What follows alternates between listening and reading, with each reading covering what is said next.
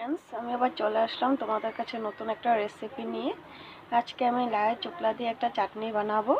এটা নতুন রেসিপি হয়, আমাদের ফ্যামিলিও সবাই খেয়ে ভালো পেয়েছে, আমিও ভালো পেয়েছি, তাই আমি তোমাদেরকে ভাবলাম যে একবার তোমাদের কাছে শেয়ার করে দিই।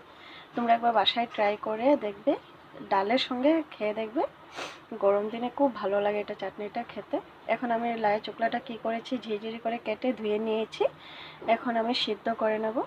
সেদ্ধ করার পরে তোমাদেরকে আমি বলবো। আমার সেদ্ধ করা হয়ে গিয়েছে।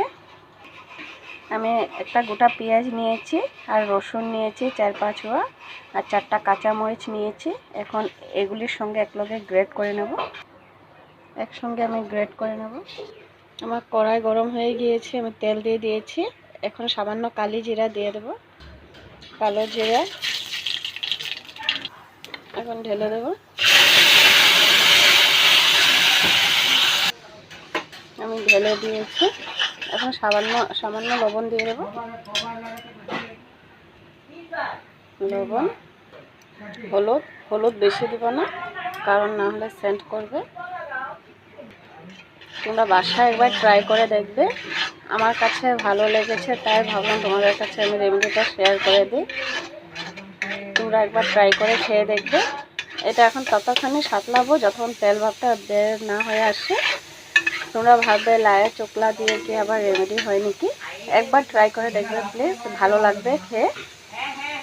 দেখেছো আমার চাটনিটা পুরো হয়ে গেছে। কিভাবে বুঝবে, কড়াইতে আমার লেগে ধরছে না যে, তাই আমি বুঝে নিয়েছি যে পুরো হয়ে গিয়েছে। এখন আমি নামিয়ে নেব।